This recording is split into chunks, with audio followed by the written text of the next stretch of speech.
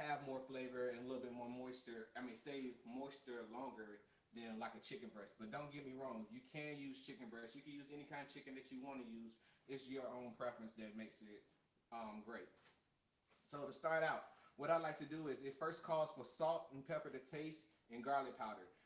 What I did was I already measured out my garlic powder already. But what I like to do is I like to mix my garlic powder and my salt and pepper together, so that way when I actually spread it on my chicken, it's actually an even distribute of it.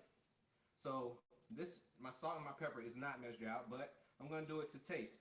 So I'm gonna add a little bit of fresh black pepper. This was ground this morning. If you can't find it ground, it's fine. This right here is kosher salt.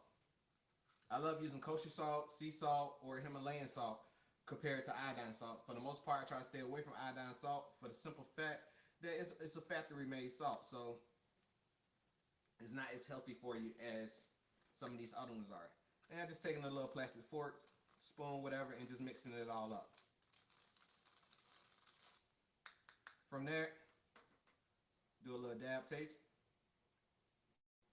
I think I need a little bit more salt in there. A pinch of pepper. Hey, Chef Reggie, can you speak up just a little bit louder? We have some people having a little bit of difficulty hearing you. If you don't mind, yeah, just to speak up a little bit. Thank you. No problem, no problem. How's this now? Is that better? Yes, no, thumbs up, thumbs down, a little up. They can't hear. They can't. Camera person, maybe stands a little bit closer to you. That might work a little bit better. How about now? Yes, perfect. Yes. So here's perfect. Yes, it looks like standing there is good. Okay, great. All right, so I'll go back a little bit so we can make sure that everybody heard what I said. So today what we're gonna be making is a honey garlic chicken. We're using boneless and skinless chicken thighs. Now I chose boneless and chicken thigh. Boneless chicken and boneless, skinless, and chicken. Boneless, skinless chicken thighs because they have more flavor than a chicken breast would. But at the same time, you do not have to limit yourself to using the thighs. You can use drumsticks. You can use wings. You can use the breast. You just got to be more careful when you actually cook the breast so that it doesn't dry out because we want a flavorful chicken. Now, so what I was saying as far as my ingredients go, what I did was I went ahead and laid it all out so it was easier for me later on. What I have is my salt and pepper. I had garlic powder here. Now, the thing about garlic powder, I did not use garlic salt because I do not want to add extra sodium into this dish. Garlic powder would give me that flavor that I want without adding any extra sodium or salt, especially when I'm already using a salt. I'm using the actual kosher salt instead of an iodine salt for many different reasons. One, I do not like iodine salt because it's a factory made, it's not a natural salt. Sometimes I'll switch it up with a sea salt or a Himalayan salt, which are both still good salts to use, as long as you use them sparingly and not overpowering, because the fine grains on them will make a dish really salty really fast. I also have soy sauce, rice wine vinegar. I have chicken stock and water. Now the recipe calls for chicken stock or water, but I'm actually going to do a combination of the both. All right, so to start, what I did was I took my my chicken thighs and my seasoning. So I mixed together my salt, pepper, and my garlic pepper. And what I did was I went back and tasted just to make sure that it was evenly mixed together, and it was a great balance of the three. So from this, what I do is, for me myself, when I'm dealing with raw chicken, I like to wear gloves just so I don't deal with a lot of cross contamination.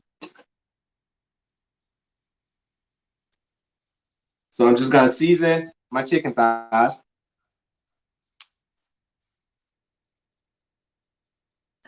And once again, the reason I'm putting it in a container and mixed it all together first, so that way when I actually add it to my chicken, it's evenly distributed across the whole thing. So I'm gonna season both sides.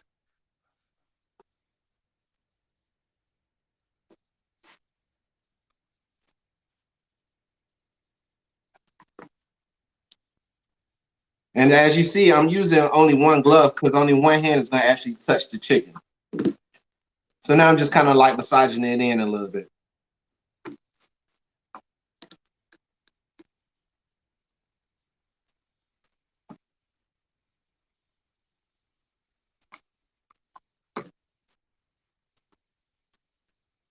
That looks pretty good to me. So now what we're going to do is we're going to take this over here to the stove. Go ahead and get our stove and our pan heated up. What I'm using is a non-stick pan today.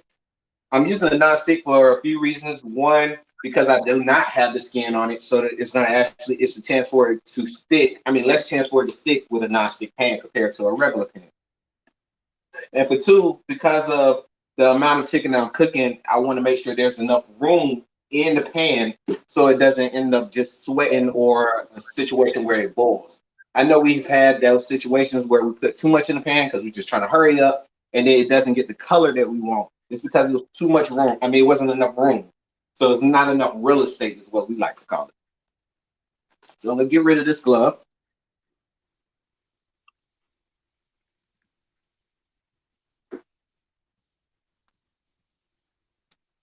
And then I'm going to bring all my mise en place over here to me. So that way I don't have to keep running back and forth. Now I'm using, this right here is the actual blend of canola oil and olive oil that I'm actually using. The reason I do this is for the simple fact that it gives it that light taste, but it actually raises the smoking point.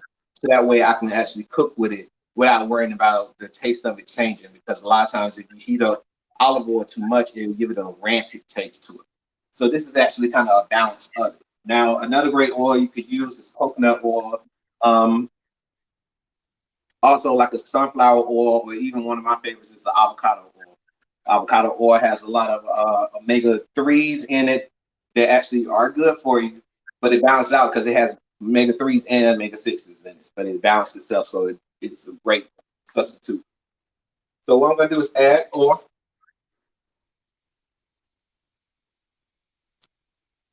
And then from this, we're going to let the pan get a little hot. Swirl it around a little bit. I'm not touching the pan, but I'm putting my hand close to the pan to start feeling the heat to come off of it. And that's a good way of knowing. I know Mama used to do it back in the day. You take a little water, splash it in the pan, see if it spark up a little bit, and you're good to go. I still do the same thing sometimes, but because of this, I'm going to do it the right way, okay? All right, so I'm going to take my tongs.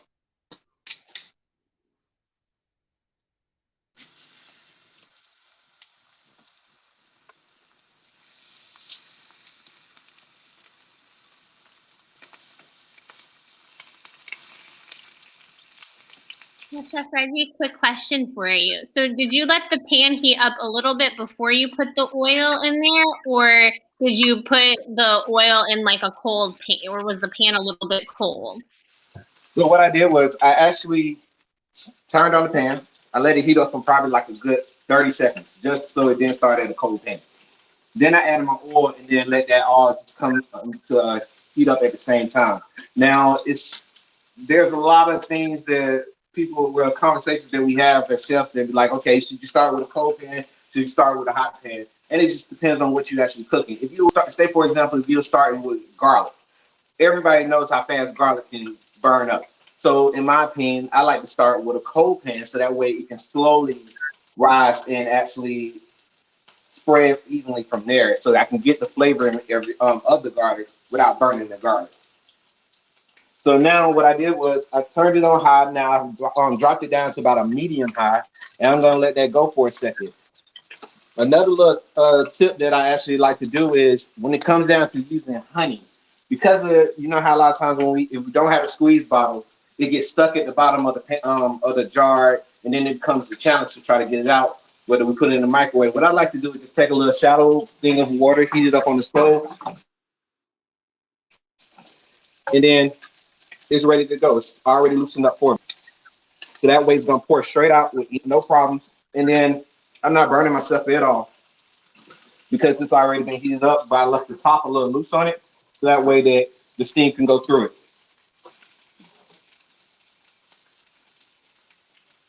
So we're still cooking here. It's gonna take about a good five minutes I say about on that 3.5 minute, go ahead and flip it over and then go from there just to see if the right color is on it. So I'm gonna check it.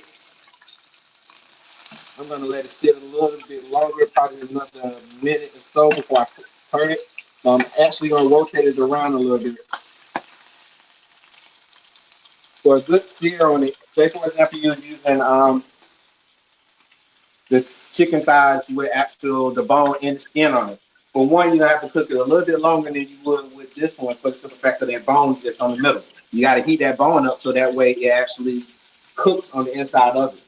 Also, you want to always start if you're using with the skin on. You want to do it with the skin side down first. For the simple fact that that's going to be our presentation side. So that's the side that we're going to flip over. Once we flip it, we're not going to flip it again.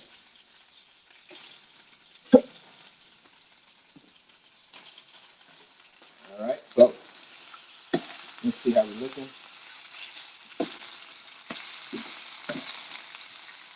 Can everybody see that the browning on it? So now I'm Yeah, it gonna let. looks. Chef Can Reggie, y'all can see you? that? Yep, we can see it. Can you tell the name of that honey again for us? Okay. The name of that honey. Let me grab it real quick. Ziegler. It's a Georgia wildflower honeycomb.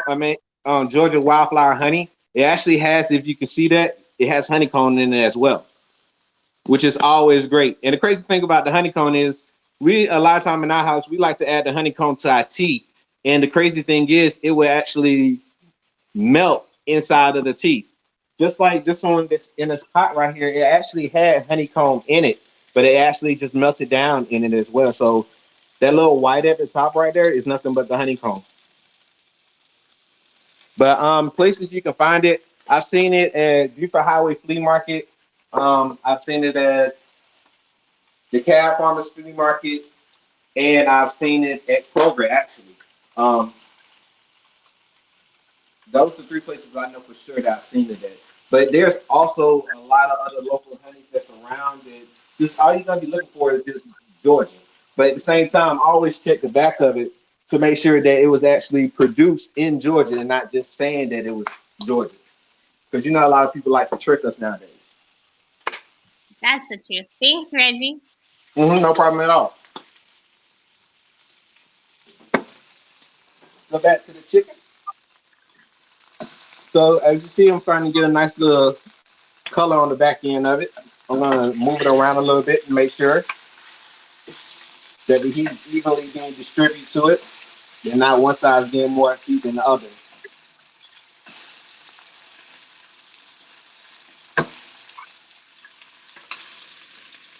Is anybody cooking with me today, or is everybody watching?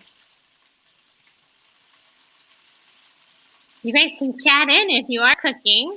I'm watching today, Chef Reggie, because I love your presentation. Thank you, thank you, thank you. We got a All lot right, of so watch.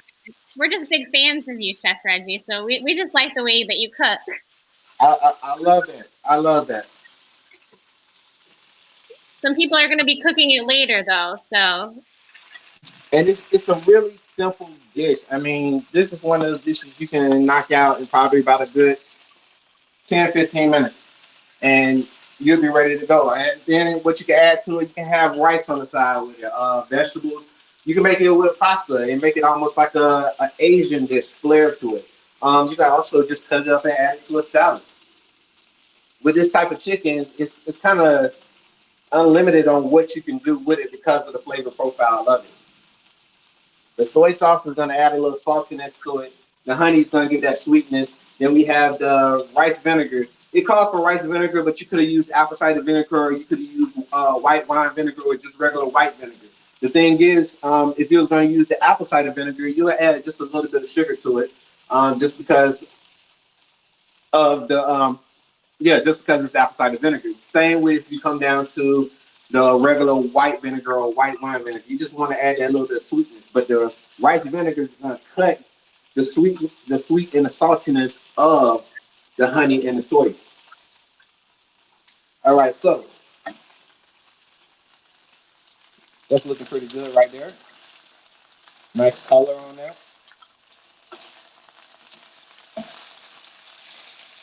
So what we're gonna do now is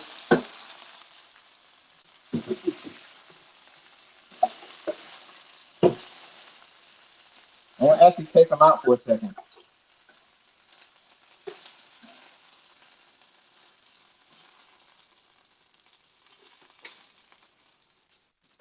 I'm gonna take them out.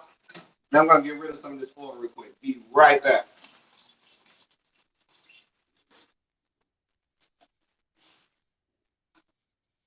So what I did was I drained out the majority of the oil, except for probably about a tablespoon, tablespoon and a half, maybe two at the most. So now when it comes down to knowing when the chicken is cooked, when chicken, all right, have you ever seen chicken that when you start cooking it, you start seeing blood start shooting out of it? So that's how you know that it's actually starting to cook. Now the thing is, as it gets more and more done, the liquid in it becomes more and more clear. So you'll go actually from like it being looking bloody, then be red. I mean, a pink color, then it comes to like an off clear pink, and then just be clear. And that's what you're gonna be looking for. Another way is it's a pressure test. We do this a lot with steaks as well as chicken, where we just gotta feel for that bounce back. So another way to do it is we actually use these. Now, when it comes down to steaks, we definitely use these a lot. And all it is each one is a different temp. So you have, and you feel right here. So if you put your fingers here and just tap it, you don't have to press hard. You don't want it tight. So you just do like this, and that would be like your rare, your medium rare, your medium well, and then close, this will be your well. So that's the great way of doing it as well. And the thing is, with this dish, you can actually undercook it a little bit for the simple fact that we better add it back to the sauce and bring it back up to temp again. So it's gonna finish cooking the rest of the way. So I already have my oil. Now, what we're gonna do is we're gonna add our garlic. Now, what I'm gonna show you is a quick way of crushing garlic. We're gonna swing it around. Take any kind of chef knife or anything like that, and you're just gonna turn it on the side. From that, just press down, and it's gonna break straight up.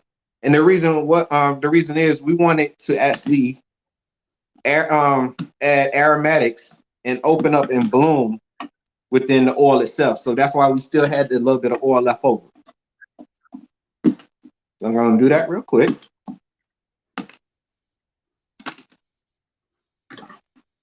Grab it all.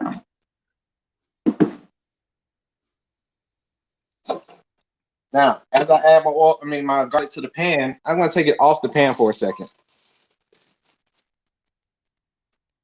And I'm only gonna cook this for about a good 30 seconds. It's gonna start opening it up.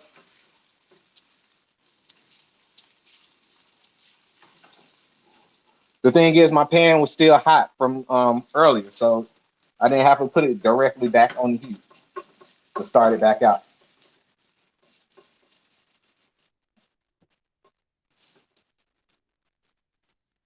And I can start smelling it now. Camera guy, can you smell that? Thank you. So, I got it back on the stove, got my garlic. Now from this, what I'm gonna do is I'm gonna go ahead and add my chicken stock in my water.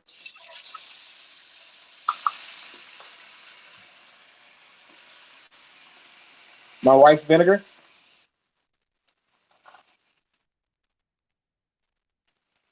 My soy sauce.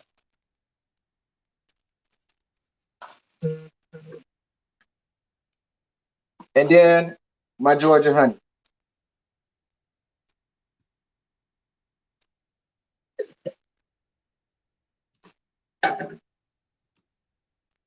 I'm gonna turn my heat back up.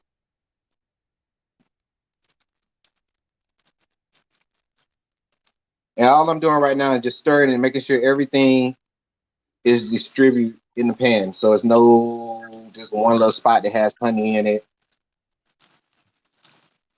So now it's brought up to a boil. And what I'm gonna do is add my chicken back into it.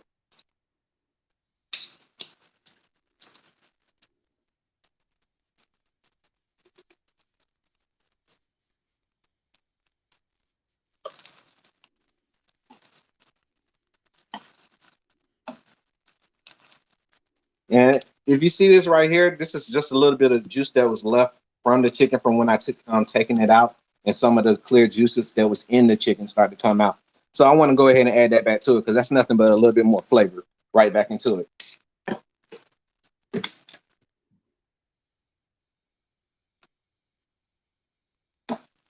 And you see how it's starting to get a shine already? That's from the honey and the soy coming together. So we're gonna just flip that back over and let it sit. And just let it reduce down. It's gonna reduce down for about a good 5 minutes, maybe. Just depending on how high you have your heat. I'm gonna turn it down to about a medium high. And we're gonna let that go for a second. Meanwhile, did anybody have any questions for me? Yeah, we have some questions in the chat. So everyone is appreciating your tip on the how to check the temperature. But someone did ask, is it better to do that or to check with like a thermometer, like a meat thermometer? The best way is with a meat thermometer. Some of the digital ones, the great one or a laser one. If you don't have one available for you, then just do the check with the hands. But yes, chicken should be cooked to 165. So yes, if it's say for example you put it in and it is at 160, but you can see that it's slowly still rising. Before anything can cool down, it has to continue to rise up. And that's one reason why a lot of times we let food rest, especially proteins, before we actually cut it open. Because of the simple fact that if you don't, then what happens is it's almost like somebody being extra tense. So if you test up like this and then somebody cut it, you're just gonna spray it everywhere, just straight out. And that's what, have you ever had times where you actually cook chicken or cook the steak or something like that and immediately took it off and start slicing it and the juices ran all out? That's what you don't want to happen.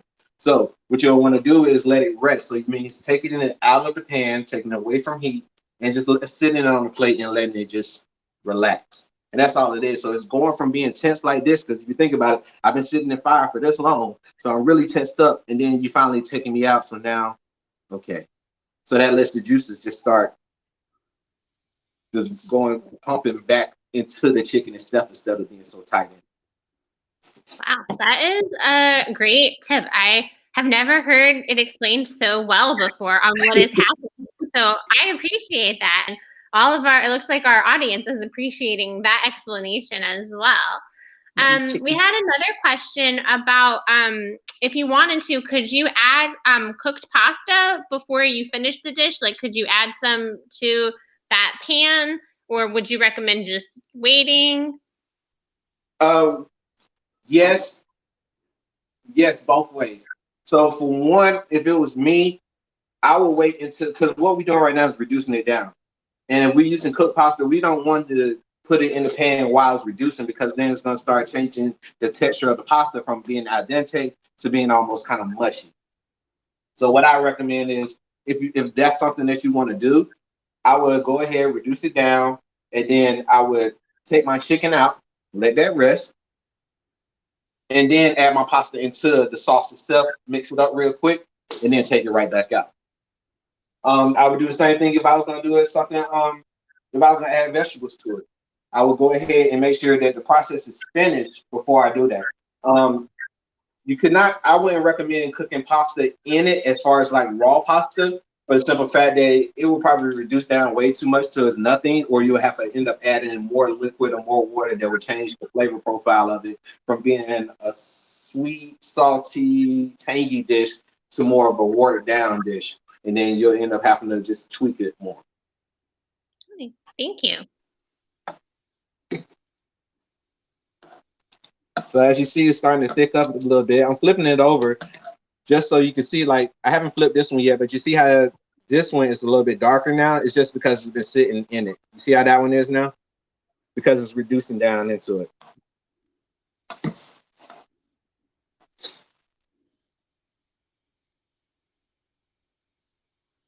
And see, and another thing with us using chicken thighs, we don't have to worry so much about losing the moisture in it as well as we would if we was doing chicken breast. For example, if we was using chicken breast, if the chicken breast is this thick, Now, a lot of times I like to cut it down just to keep it at a even cooking temp.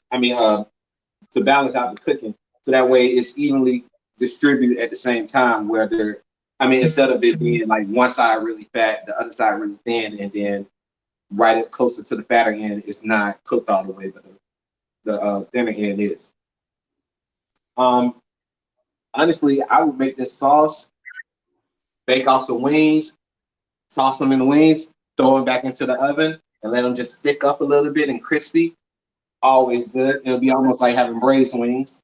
Um, what else would I do? Normally, right now, what I'd be doing is I'd be cutting up all my garnishes and things like that. But I've already looked ahead and got my parsley already chopped up. It's just finely chopped parsley. We like to call it fairy dust because we chop until we get tired, and then we go more from there. And then another thing I have is some green onions, just as more of a garnish. Now I didn't cut these just for the simple fact that I just wanted to show you a few different ways of cutting these. So one way is just straight cut.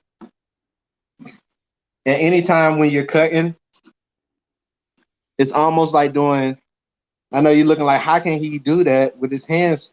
But what I'm doing is actually keeping my hands like this for a bear claw. That's what we call it, where anytime I'm cutting, I'm just going straight down and I'm just moving my hand back each time. So that way I don't have to worry about cutting any of my fingers off.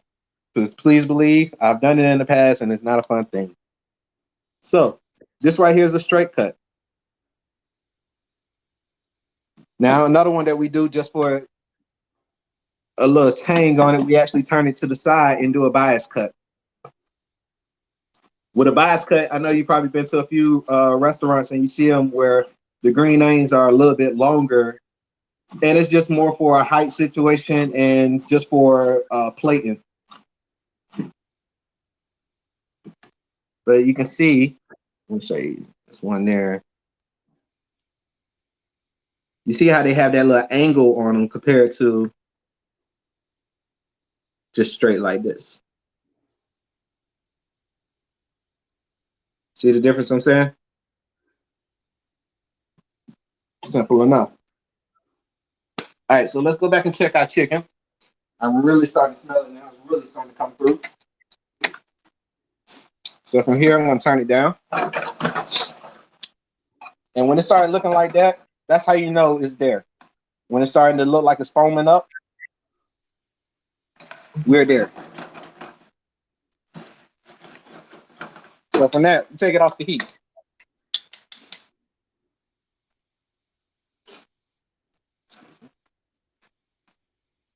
I'm going to lay one piece here.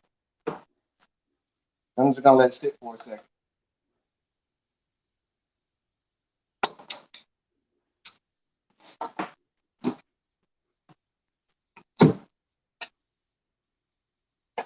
So now, last night we had Chinese food, so I was like, let me see if I can do something with it today. So what we did was I still had some rice left over. This is nothing but simple jasmine rice. Nothing on it but a little bit of white pepper and salt. And what we're going to do is just for presentation purposes, we're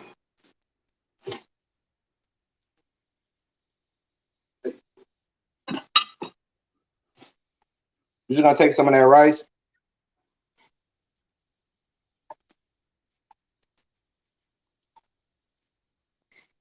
and put it down here.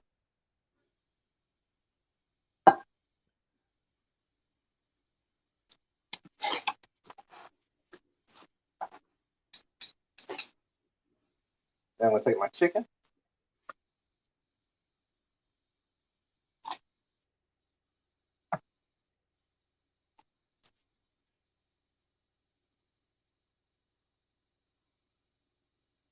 Just like that. I'm going to take some of my sauce.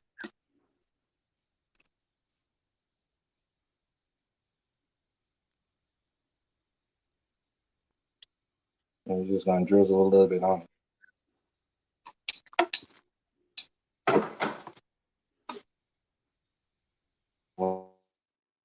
Off the edges like that. And then what we're going to do is we're going to take some of those green onions that we had earlier.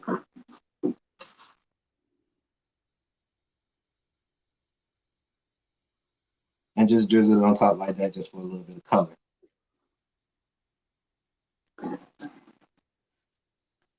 How does that look to everybody?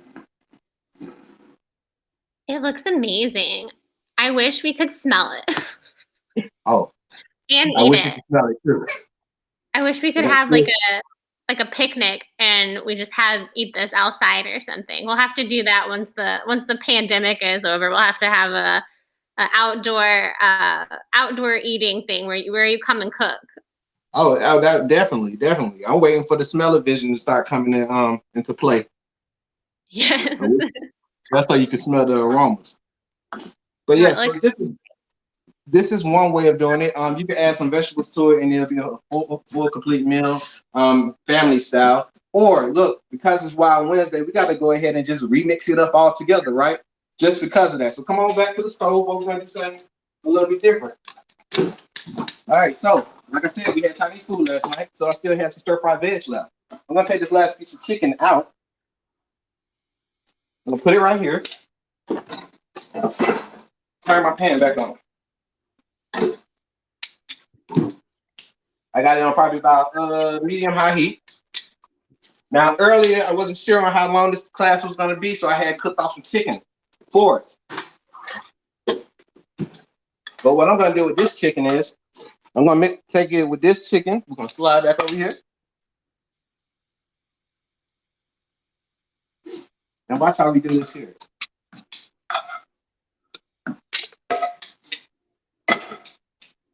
So my pan is heating up again right now. Meanwhile, what I'm going to do is go ahead and just dice this up a little bit.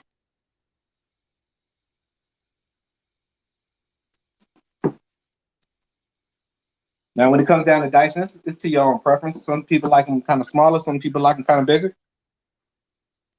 I'm just kind of doing a little rough chop on it.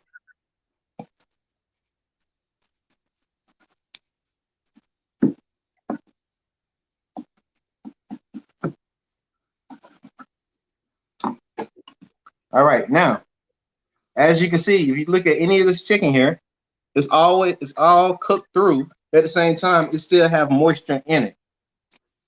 Okay, so what we're gonna do is, I'm gonna take this whole thing over here this time.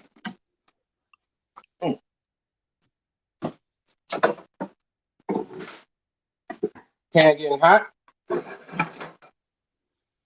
right? I'm gonna take some of the veg.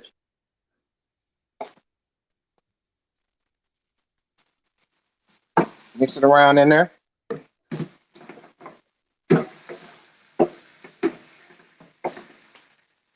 Take our chicken. Slide that in there as well. I'm gonna turn the heat off right after that. Because our chicken is already cooked. Our vegetables was already cooked. It was just a real quick heat up of this. So look what we have here. We already got stir fry now.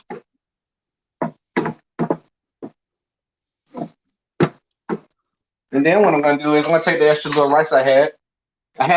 We had cilantro, so I took some of the cilantro and put it in the blender with a little bit of water and a little bit of chicken stock just to make almost like a puree with it.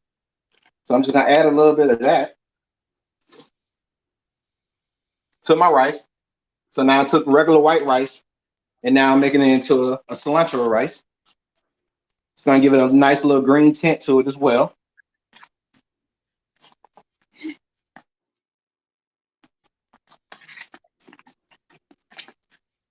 Oh, I can smell this rice because even the rice smells good. It looks great. And like I never realized it was so easy. You know, at Chipotle, they're like, "Oh, cilantro rice." Yep. I'm like, "Oh, I can do this myself." Yeah. Once you realize the tricks, like I'm gonna have some people probably mad at me about these little tricks that I'm showing y'all, but who cares? I mean, it's 2021. We just came out of 2020. That was rough enough, right? So I'm gonna take this.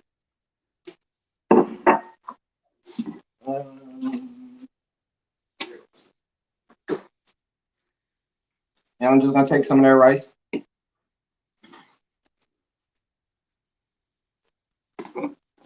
Put it there. Now, what I like to do is I like to put a little indent just like that in the middle of it. So then we're gonna take some of our stir fry. And this stir fry has some snap peas, a little bit of corn, some mushrooms, some broccoli, some red peppers.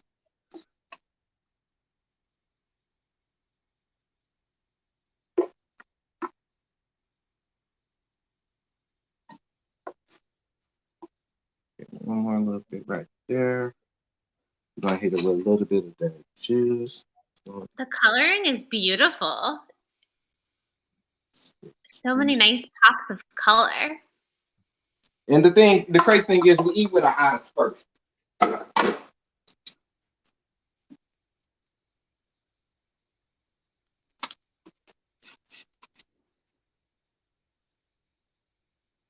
And then what I'm gonna do with that, I have a few little microgreens here. Microgreens is something simple nowadays that you can find a lot of places. You can even go to Buford Highway. Once again, certain Kroger, certain Publix have it. But all they are, microgreens are just the first steps of when certain plants start to grow. So, for example, if you had broccoli, what would happen is there'll be small little twigs like this that start to come out. And what happens is we start to cut those and use those as garnishes now. But what I'm going to use is these are micro chives, so something like a green onion. And I'm just going to sprinkle them a little bit on top like this, just to give it another little flair. Just like that. Then I'm going to hit it with a little bit of that parsley.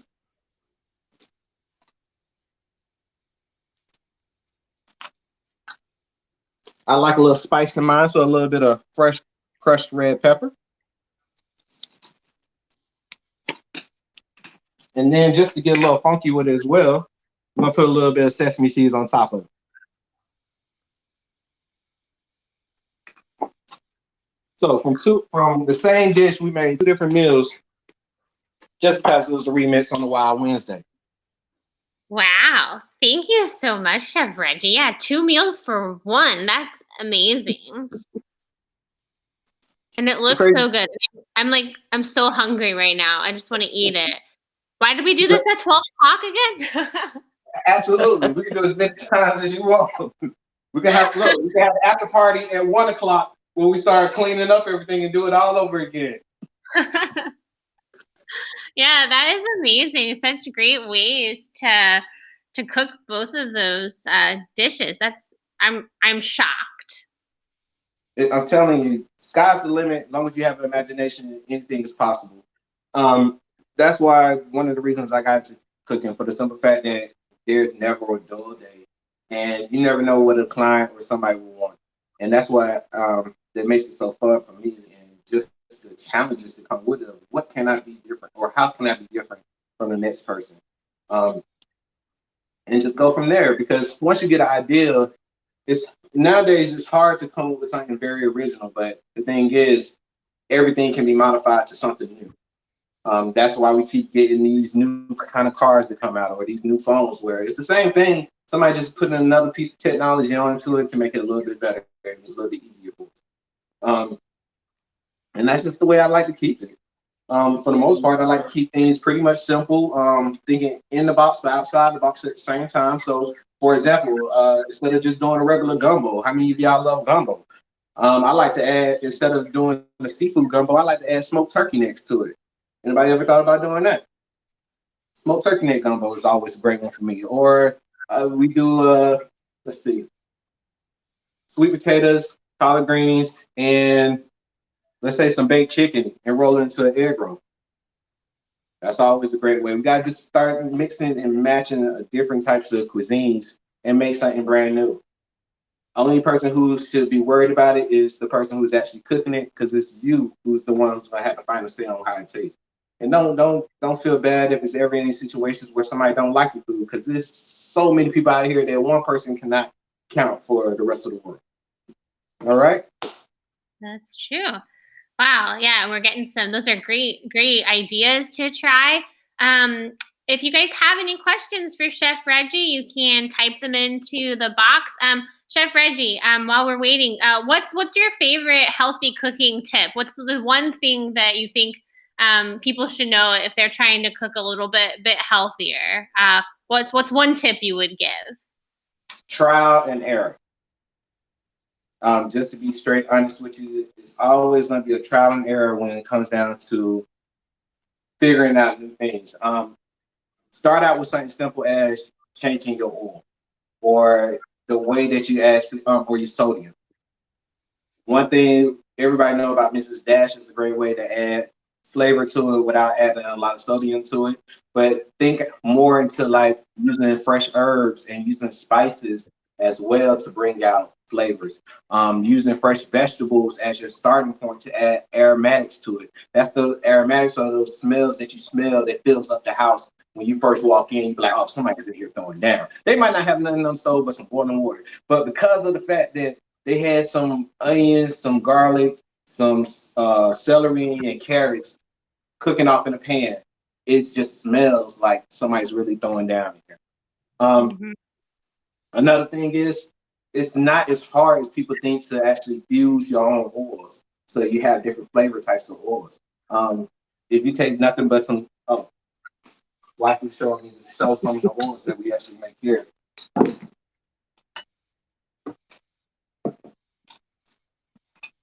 So like this one here, this is my crushed red peppers and garlic oil. So if I'm trying to heat, add a little heat to something, I use this one. This here is actually, it looks like nothing, but it's actually truffle oil. I'm a big fan of truffles, and it's something about the taste of it that just does, it drives me crazy.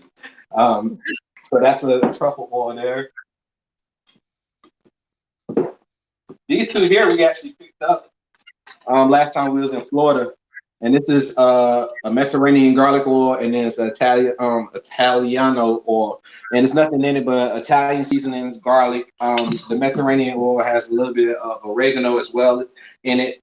But these are great ways of adding extra flavor to foods without adding a lot of extra seasonings to it. Because I mean, we all get stuck into just having salt, pepper, and some form of seasoned salt. They just season everything. But the thing is, it's not as hard when you actually start looking at the container of what's in this stuff. 9 out of 10 times you have a lot of the stuff already at your house and you just didn't realize it. My mom is big on that. Like she'll go and get some collard green seasoning. Like, what's in it? Okay, it has salt, pepper, oregano. It has a little bit of garlic, and it has some thyme in it. Okay, you had all that in your cabinet right now. Just put it all together, mix it all together, and we're good to go. Yes, So I love that. That's a great budget tip too. It's like look and see what you have, and then look up if there is like some kind of seasoning in a recipe, just to look up and see what's in it and see what you have in your pantry. And if you're missing one, you still have all the others. Exactly. And I mean, start being aware of what you're buying at the store and just look at the back and see the ingredients in it. Because a lot of stuff, they make it sound very good. In reality, it's just normal stuff. It's almost like, say, for example, we was going to make a bolognese sauce today to eat with our fettuccine pasta. So we was making spaghetti. That's it. But it sounds a lot better than just saying we have a spaghetti. Now we're going to have fettuccine with a bolognese sauce on top.